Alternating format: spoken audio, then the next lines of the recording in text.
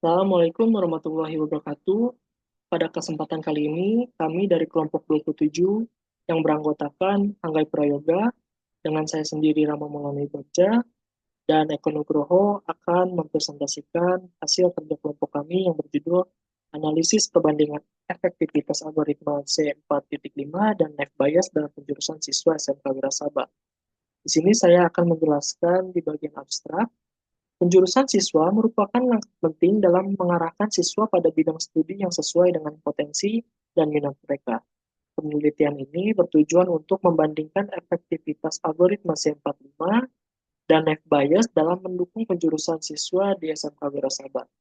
Data yang digunakan meliputi nilai mata pelajaran dan minat siswa. Algoritma C45 membangun pohon keputusan berdasarkan nilai gen tertinggi, sedangkan F bias menggunakan probabilitas kondisional untuk prediksi. Evaluasi kinerja dilakukan menggunakan matrik seperti akurasi, precision, dan recall. Hasil penelitian menunjukkan bahwa algoritma C4.5 memiliki akurasi lebih tinggi, yaitu 90% dibandingkan dengan F bias dengan 86%.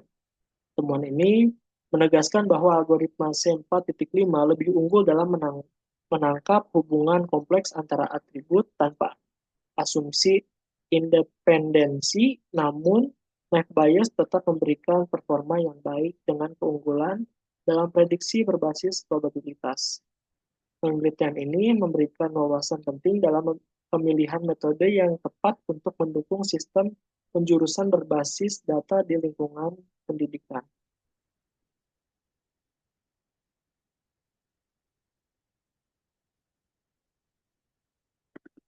Pendahuluan, penelitian ini bertujuan untuk melakukan analisis perbandingan efektivitas algoritma C4.5 dan F bias dalam penjurusan siswa SMK Wirasaba. Seiring dengan perkembangan teknologi informasi, penentuan jurusan siswa menjadi hal yang penting untuk memaksimalkan potensi dan minat siswa dalam bidang studi yang dipilih. Berbagai metode klasifikasi dan algoritma telah dikembangkan untuk membantu proses penjurusan siswa. Salah satunya adalah algoritma C4.5 dan F bias. Analisis pengelompokan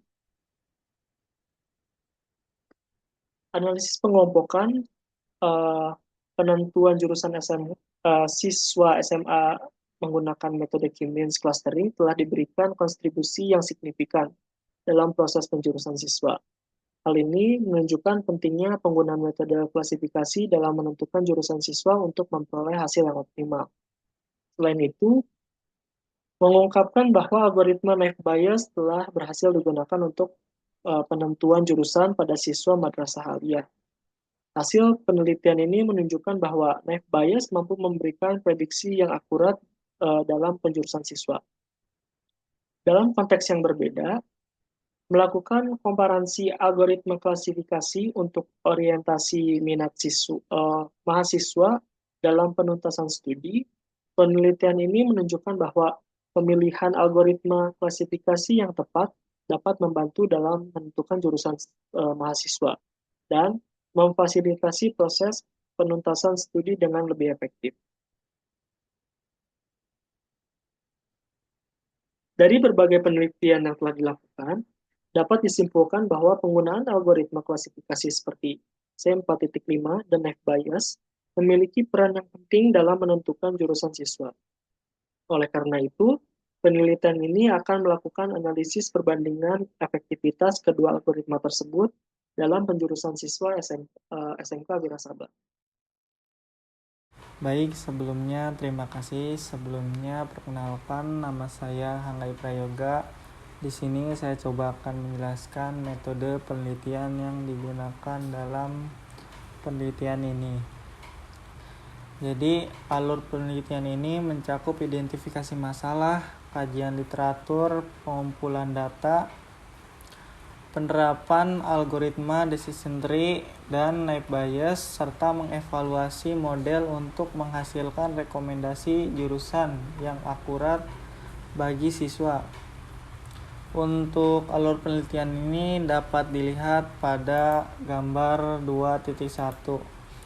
di mana pada identifikasi masalah kami mengidentifikasi masalah utama yang menjadi fokus dalam penelitian ini, yaitu membantu siswa dalam menentukan jurusan yang sesuai ya, berdasarkan minat atau hobi, lalu berdasarkan nilai siswa hasil dari ujian di SMP. Kemudian pada penelitian ini kami juga melakukan kajian pustaka, tujuannya untuk memahami teori dan penelitian terkait. Studi kasus ini mencakup algoritma decision tree dan naive Bayes, penerapan sistem rekomendasi, dan studi sebelumnya yang relevan dengan penentuan jurusan. Kemudian pada pengumpulan data yang dikumpulkan dalam penelitian ini dikumpulkan berdasarkan nilai hasil ujian dan minat siswa, serta data historis penerimaan siswa sebelumnya. Nah, setelah data didapatkan, langkah selanjutnya kami melakukan pre-processing data. Jadi data yang terkumpul itu akan diproses ya sebelum dianalisis. Proses ini melibatkan data cleaning, transformasi data, dan normalisasi data agar sesuai untuk diterapkan algoritma decision tree dan algoritma naive Bayes. Di sini juga kami melakukan perbandingan ya pada data mining ya. Kami melakukan penelitian ini menggunakan algoritma decision tree dan naive Bayes, di mana algoritma decision tree ini ditetapkan ya untuk menganalisis data. Tujuannya untuk membangun model yang dapat merekomendasikan jurusan berdasarkan pola yang dapat dianalisis ya. Berikut adalah proses yang dapat digunakan dalam algoritma decision tree. Yang satu yaitu pilih salah satu atribut untuk dijadikan akar. Kemudian yang kedua, buat cabang untuk masing-masing nilai. Yang ketiga, cabang yang telah dibagi akan diberikan kasus atau nilai tersendiri. Kemudian yang keempat, ulangi proses untuk masing-masing cabang sampai semua kasus pada cabang memiliki kelas yang sama. Jadi setelah dilakukan keempat proses yang ada di sini, nantinya akan menjadi pohon keputusan yang akan dijadikan penunjang keputusan gitu. Kemudian atribut yang akan dipilih sebagai akar akan didapatkan berdasarkan dari nilai gain tertinggi ya di antara beberapa atribut yang digunakan. Nah, jadi langkah utama yaitu kita dapat mencari nilai gain tertinggi. Nah, sebelum kita mencari nilai gain tertinggi, kita harus menghitung seluruh entropi yang ada pada dataset, di mana rumus untuk menghitung entropi yaitu entropi S sama dengan himpunan kasus, kemudian N yaitu jumlah partisi S atau himpunan kasus, kemudian I yaitu data kasus sama dengan 1, kemudian dikurangi Pi yaitu proporsi dari SI terhadap S ya. Jadi setelah dilakukan ini lalu akan dikalikan dengan log 2 sama dengan Pi yaitu proporsi dari SI terhadap S. Nah, jika kita sudah menghitung nilai entropinya, langkah selanjutnya dari nilai entropi masing-masing atribut tersebut akan dihitung kembali ya, tujuannya untuk dipilih sebagai akar yang nantinya akan dijadikan pohon keputusan, di mana rumus untuk menghitung gain yaitu gain sama dengan S adalah himpunan kasus, kemudian A yaitu atribut ya. Jadi gain sama dengan entropi S himpunan kasus, kemudian N yaitu jumlah partisi atribut dari A ya, dari atribut. Kemudian I sama dengan 1 lalu SI dibagi dengan X dikali entropi SI ya. Untuk proses perhitungannya nanti akan dibahas pada hasil dan pembahasan ya. Yang kedua, kami juga menerapkan algoritma naive Bayes. Tujuannya nanti untuk perbandingan antara naive Bayes dan ini decision tree. Nah, nanti juga akan dilakukan evaluasi model dengan confusion matrix. Sebelum kita ke evaluasi model, kita harus mengenal dulu algoritma naive Bayes nih. Jadi algoritma naive Bayes ini diterapkan tujuannya untuk menganalisis data. Nah, tujuannya kalau pada algoritma naive Bayes ini membangun model probabilistik ya, yang akan dapat merekomendasikan jurusan berdasarkan pola dan hubungan probabilitas antar data yang dianalisis. Nah, proses umum yang digunakan dalam membangun model menggunakan algoritma naive Bayes meliputi langkah-langkah yang ada di bawah. Nah, untuk algoritma naive Bayes ini alurnya yang pertama yaitu menghitung probabilitas prior ya. Jadi probabilitas awal dihitung berdasarkan distribusi kelas dalam dataset. Kemudian setelah kita hitung dari probabilitas awal, kemudian yang kedua menghitung likelihood ya. Probabilitas kondisi setiap atribut terhadap kelas yang dihitung menggunakan distribusi data. Yang ketiga yaitu mengaplikasikan teorema Bayes. Apa itu teorema Bayes? Jadi teorema Bayes yaitu probabilitas posterior dihitung dengan menggunakan formula. Nah, untuk rumus naive Bayes ya, yang pertama untuk menghitung probabilitas prior yaitu sebagai berikut. Nah, di mana di sini ada P dalam kurung C I, di mana dari P dalam kurung C dalam kurung J ini, ini J, yaitu nilai priori untuk setiap kelas ya. Jadi dari jumlah kemunculan data rekomendasi nanti akan dibagi dengan total data keseluruhan. Setelah itu yang kedua menghitung likelihood. Jadi cara menghitung likelihood dengan rumus berikut nih, di mana P yaitu peluang, kemudian XI sama dengan XI. Nah, ini di mana XI adalah atribut ke-1, I sama dengan 1 ini. Kemudian akan dibagi dengan kelas yang akan dicari atau CJ. CJ sama dengan CJ ya. Kelas yang akan dicari sama dengan 1 dibagi dengan 2 akar ICJ ya. Nah, untuk proses menghitungnya nanti kita akan bahas pada hasil pembahasan. Kemudian yang ketiga yaitu hitung posterior setiap atribut, di mana rumus untuk menghitung posterior setiap atribut yaitu P sama dengan C yaitu priori, kemudian dibagi dengan X1 sama dengan X2. X ini yaitu atribut ya, nanti atributnya ada berapa sampai selesai ini dihitungnya. Kemudian dikurangi dengan priori C, lalu N sama dengan 1 ya. P sama dengan XI dibagi C.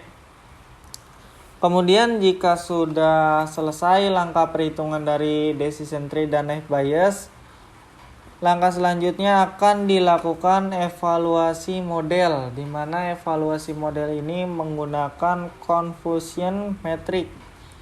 Jadi confusion matrix adalah tabel yang menunjukkan hasil prediksi dari model klasifikasi ya. Jadi nanti dari algoritma decision tree dan naive Bayes akan dibandingkan dengan data aktual. Nah, di mana dari confusion metric itu terdiri dari true positif, true negatif, false positif, dan false negatif ya. Jadi yang digunakan untuk menghitung metrik evaluasi seperti akurasi, kemudian precision dan recall. Ya, dalam menilai kinerja model dapat dilihat pada gambar 2.2. Terdapat tabel confusion metric ya. Jadi nanti cara menghitungnya seperti ini. Ya, di mana keterangan dari akurasi yaitu tujuannya untuk mengukur proporsi prediksi yang benar terhadap seluruh prediksi. Jadi nanti tujuannya model itu akan dicek seberapa baik sih model ini memprediksi data secara keseluruhan.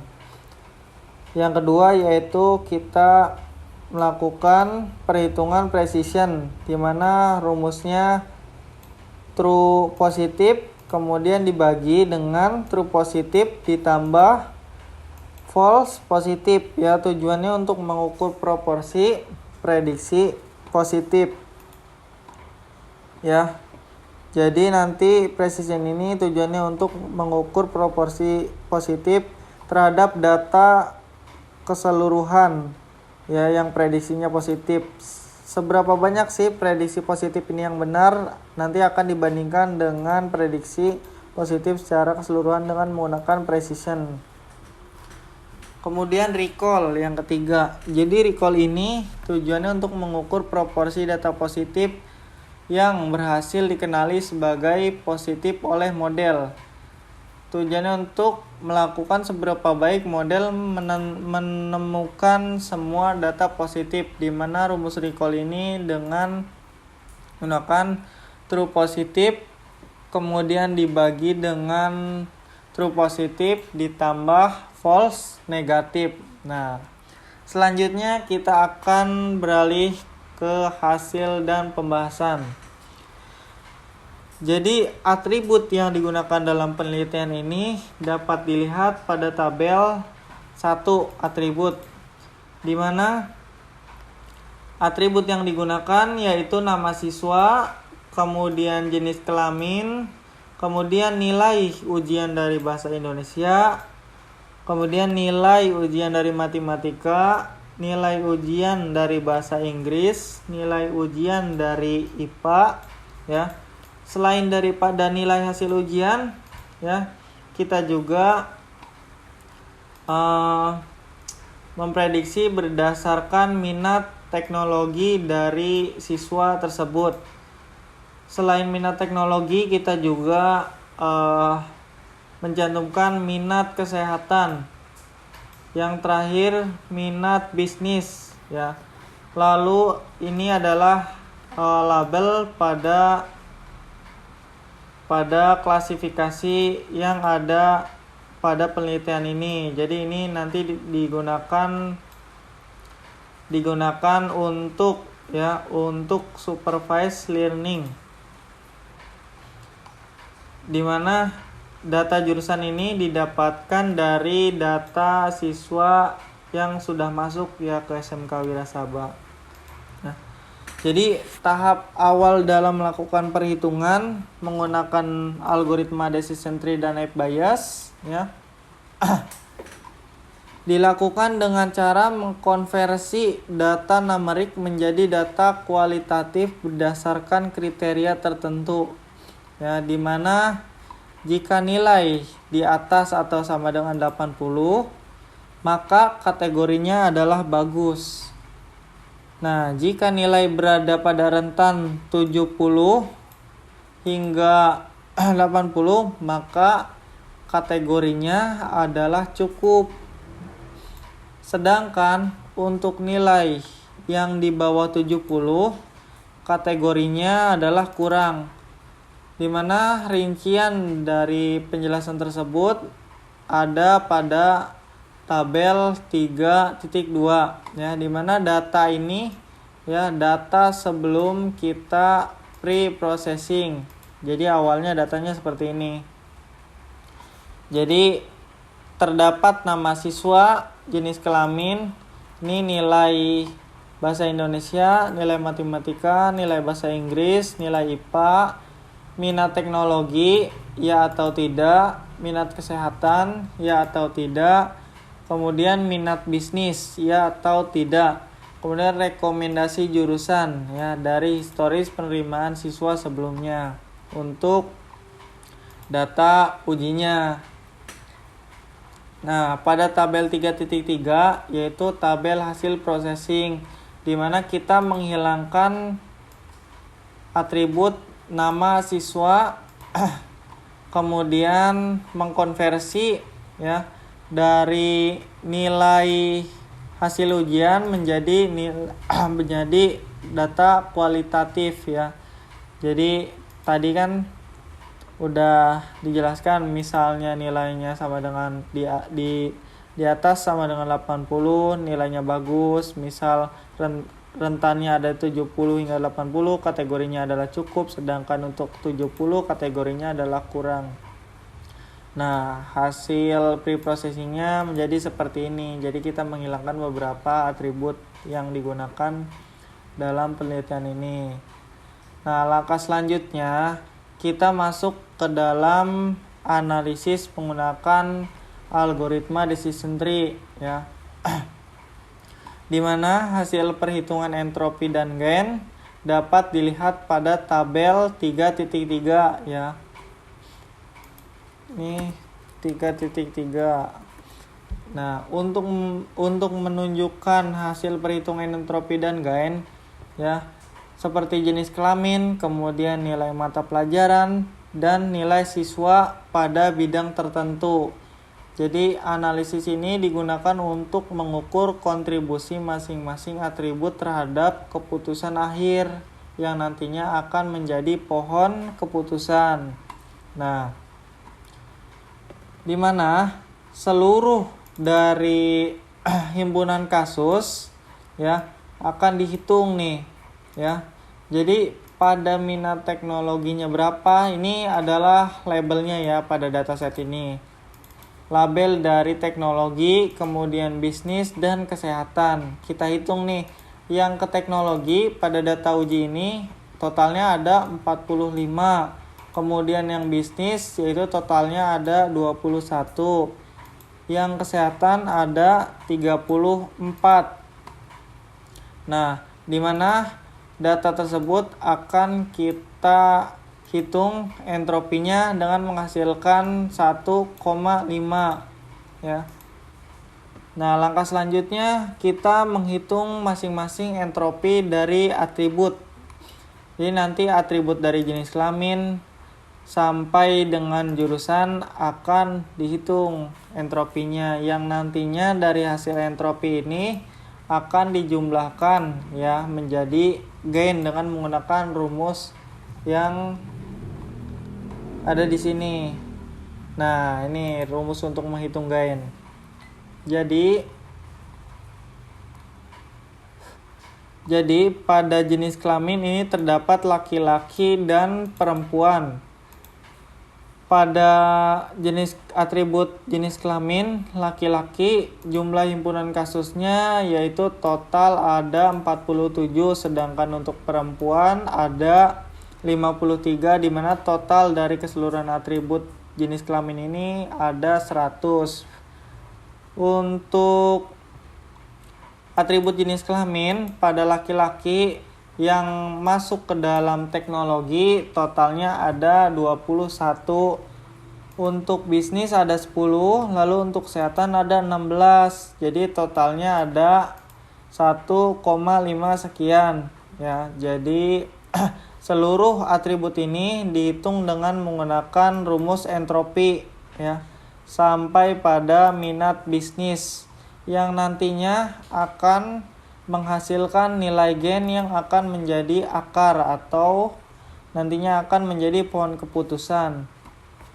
Nah, setelah dihitung berdasarkan dataset yang ada, nah dapat dilihat pada tabel 4 di mana atribut pada minat teknologi memiliki gain tertinggi yaitu 0,778. Nah, di mana dia memiliki gain tertinggi dari seluruh gain yang ada pada hasil penjumlahan dataset yang ada di sini. Nantinya pada minat teknologi akan menjadi pohon keputusan ya. Untuk visualisasi data pohon keputusannya dapat kita lihat pada poin 3.2.2 yaitu hasil pohon keputusan.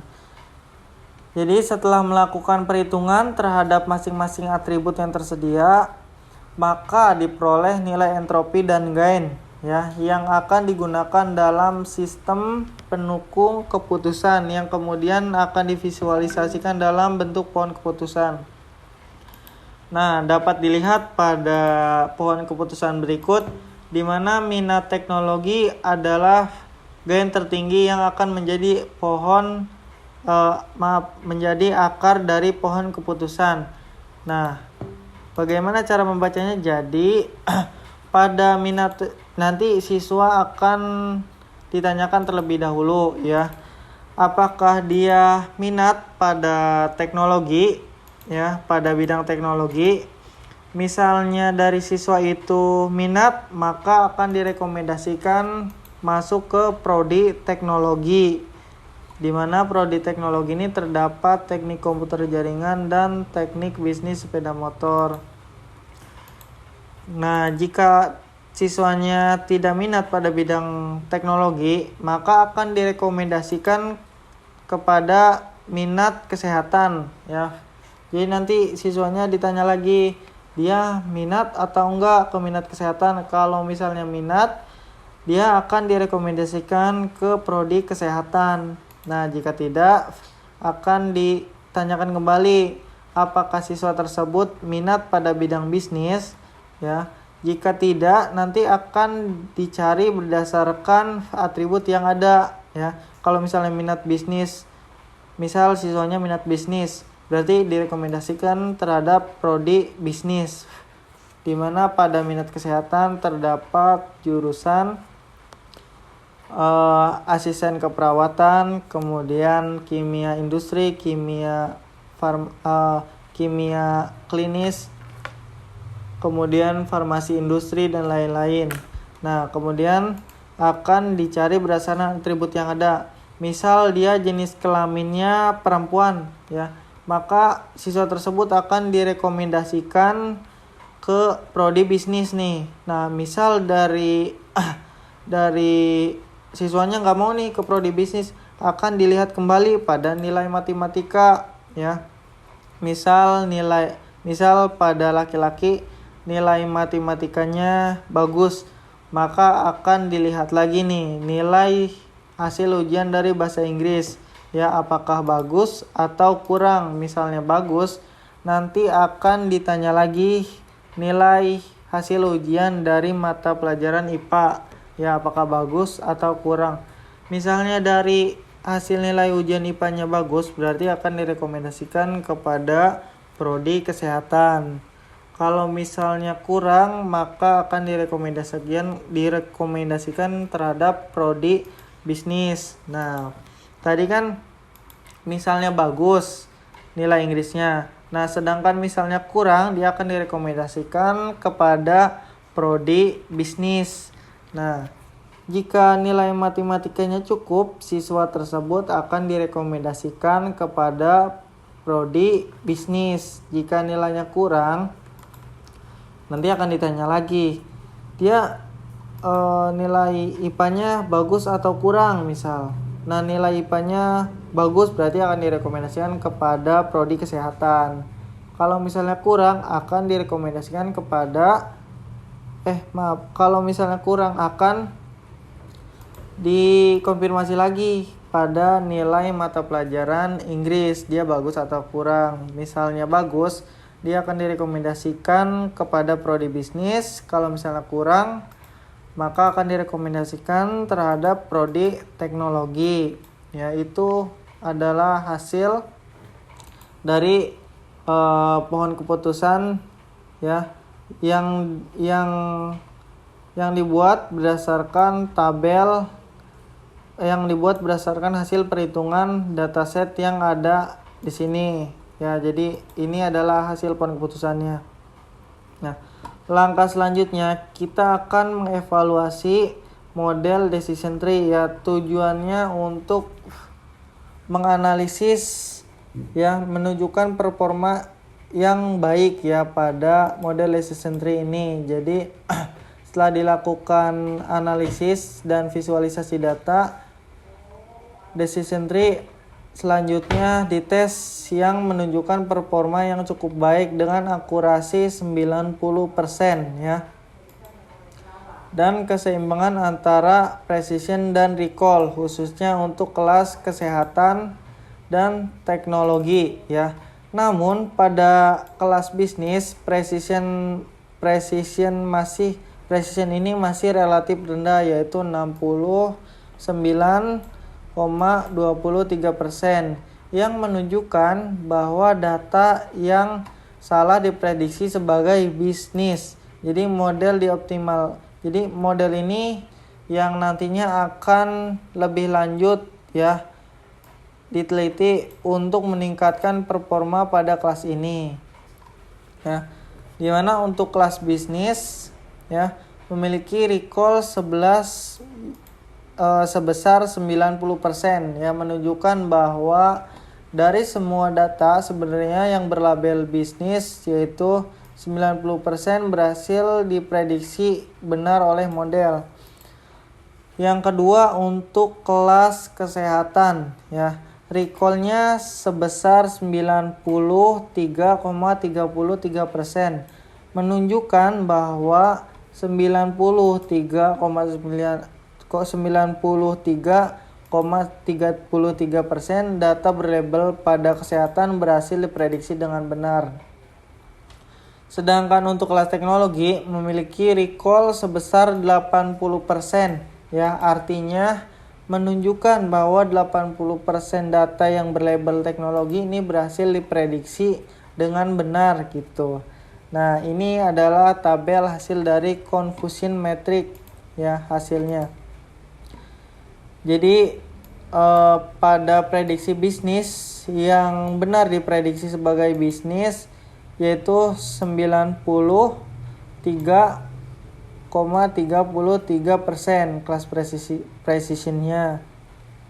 Untuk true kesehatannya 1, untuk true teknologinya 3. Pada prediksi kesehatan yang benar diprediksi bisnis yaitu 1. Kemudian yang benar diprediksi sebagai kesehatan ada 14, sedangkan yang benar diprediksi sebagai teknologi yaitu 0 ya, artinya tidak ada yang diprediksi sebagai teknologi, di mana kelas precisionnya yaitu sebesar 93,33%. Kemudian untuk prediksi teknologi yaitu 0 untuk true business, kemudian 0 untuk yang diproduksikan kepada kesehatan, kemudian 22 yang berhasil diprediksikan sebagai teknologi memiliki precision class yaitu 100%. Artinya seluruh pada prediksi teknologi itu berhasil diprediksi secara tepat ya atau sempurna. Dimana kelas recall dari masing-masing true business ini yaitu 90%. Untuk true kesehatannya yaitu 93,33%. Untuk true teknologinya yaitu 88% ya. Jadi hasil dari confusion metric ini menghasilkan 90%. Nah, yang selanjutnya kami juga melakukan perhitungan kembali dengan menggunakan algoritma naive Bayes ya, dimana pada algoritma ini ya menunjukkan hasil perhitungan probabilitas dan likelihood untuk setiap atribut seperti jenis kelamin, nilai mata pelajaran, dan nilai siswa pada bidang tertentu. Jadi analisis ini digunakan untuk mengukur kontribusi masing-masing atribut terhadap probabilitas akhir ya dalam menentukan keputusan kelas yang paling mungkin. Jadi pada naive Bayes ini nanti kita akan melihat hasil probabilitasnya yang paling mungkin. Untuk langkah awal yaitu menghitung probabilitas prior, di mana probabilitas awal dihitung berdasarkan distribusi kelas. Nah, probabilitas prior yaitu dengan menggunakan rumus P dalam kurung CJ untuk menghitung masing-masing jurusan ya. Dimana pada masing-masing jurusan ada bisnis, kesehatan, dan teknologi yang merepresentasikan distribusi awal sebelum dianalisis. Dengan masing-masing probabilitas dapat dilihat pada tabel 3.5 ya. Dimana pada kelas teknologi itu probabilitasnya yaitu 0,490. Nah, di mana pada kelas kesehatan yaitu 0,300. Pada kelas bisnis yaitu 0,210. Di mana hasil dari ini yaitu 100%. Langkah yang kedua yaitu dengan menghitung likelihood ya. Jadi metode perhitungan ini dengan menggunakan rumus P dalam kurung X sama dengan atribut sama dengan C yaitu priori ya. Dimana C itu teknologi, kesehatan, dan bisnis. Dilakukan dengan mengkalikan probabilitas setiap fitur XI atau setiap atribut terhadap kelas C dengan asumsi independensi antar fitur ya. Untuk yang pertama yaitu kita hitung probabilitas dari atribut jenis kelamin. Nah, dapat dilihat pada tabel 3.6 di mana perhitungan dari priori jenis kelamin menghasilkan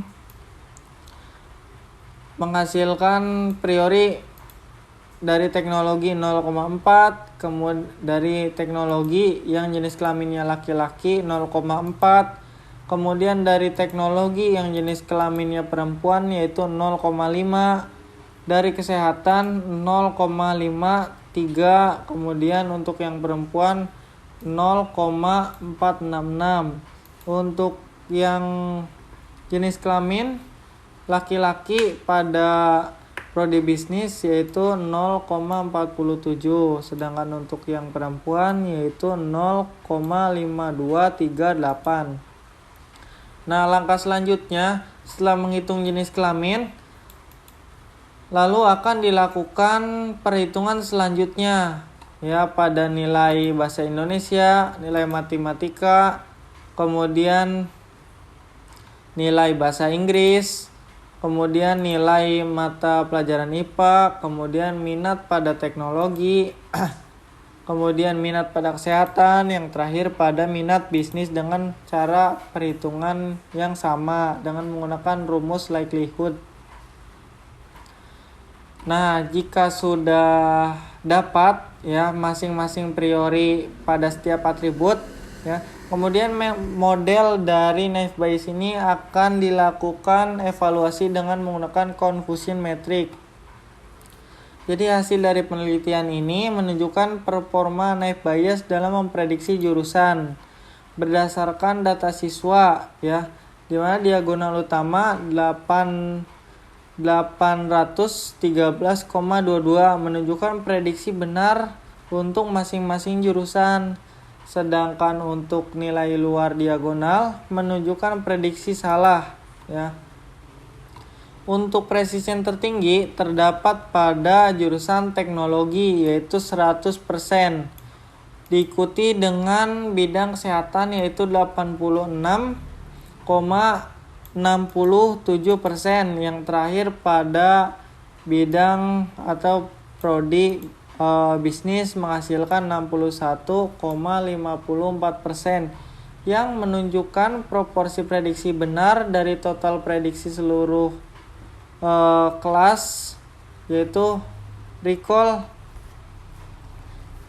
dapat menggambarkan kemampuan model data yang sebenarnya. Jadi untuk teknologi 88%, pada kesehatan 86,67%, sedangkan pada bisnis 80%, akibat salah prediksi ke kelas lain. Jadi secara keseluruhan model ini cukup baik dalam mengenali jurusan teknologi dan kesehatan, namun memiliki kelemahan dalam memprediksi jurusan bisnis. Nah, sama berarti pada algoritma Naive Bayes, pada atribut bisnis itu perlu dilakukan evaluasi kembali untuk meningkatkan performa.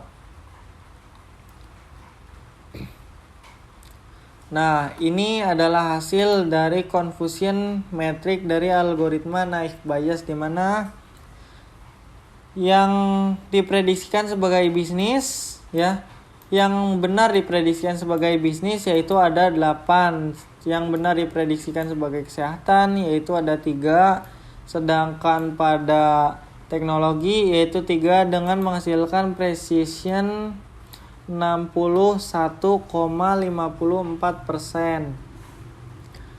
Lalu untuk prodi kesehatan yang diprediksikan sebagai kesehatan, yang benar diprediksikan ke dalam kelas bisnis yaitu ada 2, pada kesehatan ada 13, pada bidang teknologi yaitu ada 0, dengan kelas precision yaitu 86,67%. Nah, yang diprediksikan pada bidang teknologi yang benar diprediksikan sebagai bisnis yaitu 0, pada bidang kesehatan 0, sedangkan pada teknologinya yaitu 20 menghasilkan precision class yaitu 100%. Di mana pada true business ini menghasilkan close recall-nya yaitu 80%, sedangkan pada kesehatan close recall-nya 86,67%, sedangkan pada teknologi yaitu 88,00%, ya. Kemudian setelah didapatkan hasil dari confusion metric masing-masing algoritma, selanjutnya kita melakukan perbandingan, ya. Dalam penelitian ini perbandingan dari masing-masing akurasi tersebut akan dilihat kembali, ya, di mana pada penelitian ini menunjukkan bahwa algoritma decision tree memiliki akurasi sebesar 90% yang dapat dilihat pada tabel grafik berikut. Nah, di mana pada gambar 3.2 hasil dari perbandingan decision tree dan Naive Bayes, di sini decision tree memiliki dengan akurasi tinggi yaitu 90%, sedangkan pada Naive Bayes yaitu 86%. Jadi algoritma decision tree ini pada studi kasus ini lebih baik digunakan ketimbang Naive Bayes. Nah, pada akurasi masing-masing prodi, ya. Jadi pada akurasi prodi bisnis menghasilkan pada precision dengan algoritma Naive Bayes yaitu 90%. Kemudian untuk precision dari Naive Bayes yaitu 60%. Nah, sedangkan recall-nya ini untuk yang precision-nya 93,33%. Untuk recall-nya pada algoritma decision tree ini menghasilkan 90%, sedangkan Naive Bayes yaitu 80%. Lalu pada akurasi, ya, yang digunakan pada algoritma decision tree menghasilkan 90%, sedangkan pada algoritma Naive Bayes yaitu 86%. Jadi hal ini menunjukkan bahwa algoritma decision tree lebih efektif untuk memprediksi kelas berdasarkan data siswa pada kasus ini. Nah, jadi kita eh, nggak bisa langsung menentukan nih, oh ternyata decision tree memiliki memiliki algoritma yang baik dalam melakukan analisa gitu. Jadi nggak bisa langsung ditentukan. Jadi kita harus menentukan berdasarkan dataset. Kalau misalnya dengan studi kasus yang ada pada kasus ini, tentu decision tree lebih optimal digunakan ketimbang algoritma Naive Bayes ya. Jadi kemampuan decision tree dalam menangkap hubungan kompleks antara atribut tanpa asumsi independensi yang menjadi keterbatasan pada algoritma Naive Bayes ya.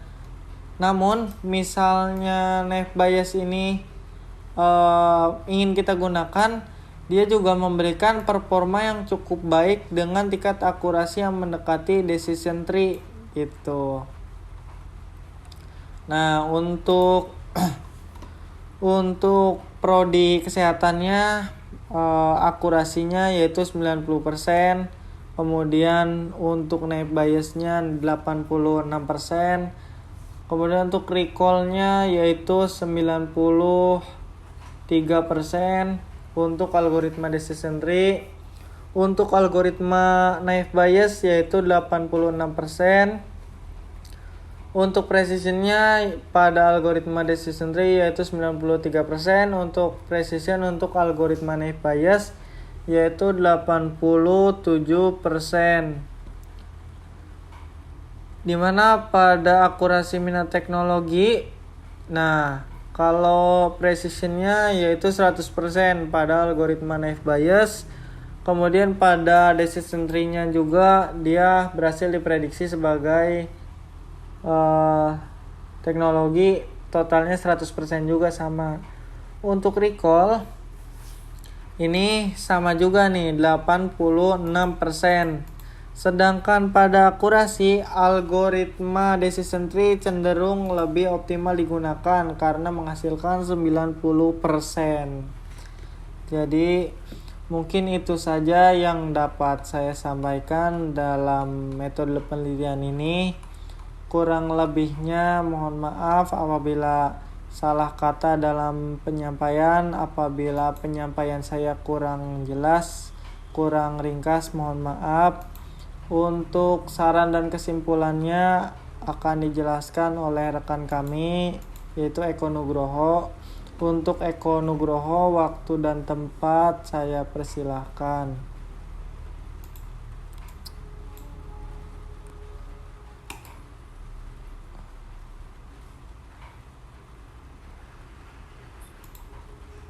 Baik, kesimpulan yang dapat kami sampaikan pada penelitian kali ini adalah bahwa algoritma C4.5 memiliki efektivitas lebih tinggi dibandingkan dengan Native Bayes dalam mendukung proses penjurusan siswa di SMK Wirasaba dengan akurasi masing-masing sebesar 90% dan 86%.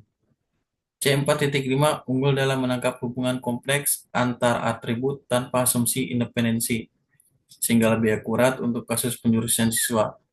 Sementara itu, Native Bayes tetap menunjukkan hasil yang memadai dengan pendekatan probabilistik yang sederhana dan efisien. Perbedaan ini menegaskan pentingnya pemilihan algoritma yang tepat berdasarkan kompleksitas data dan tujuan analisis. Hasil penelitian ini dapat menjadi acuan untuk pengembangan sistem pendukung keputusan berbasis data yang membantu siswa memilih jurusan sesuai potensi dan minat mereka. Dan yang terakhir ada saran. Saran untuk penelitian ini meliputi pengembangan model dengan eksplorasi algoritma ensemble seperti random forest untuk meningkatkan akurasi, serta penambahan variabel seperti faktor minat dan bakat untuk hasil yang lebih komprehensif. Validasi pada saat dataset yang lebih besar dan bervariasi juga perlu dilakukan untuk meningkatkan generalisasi model. Selain itu, implementasi sistem di SMK Wirasaba dapat digunakan untuk mengukur efektivitas algoritma dalam situasi nyata. Terakhir, penggunaan teknologi machine learning model seperti deep learning dapat dipertimbangkan jika tersedia data yang cukup besar dan kompleks. Sekian dari kami.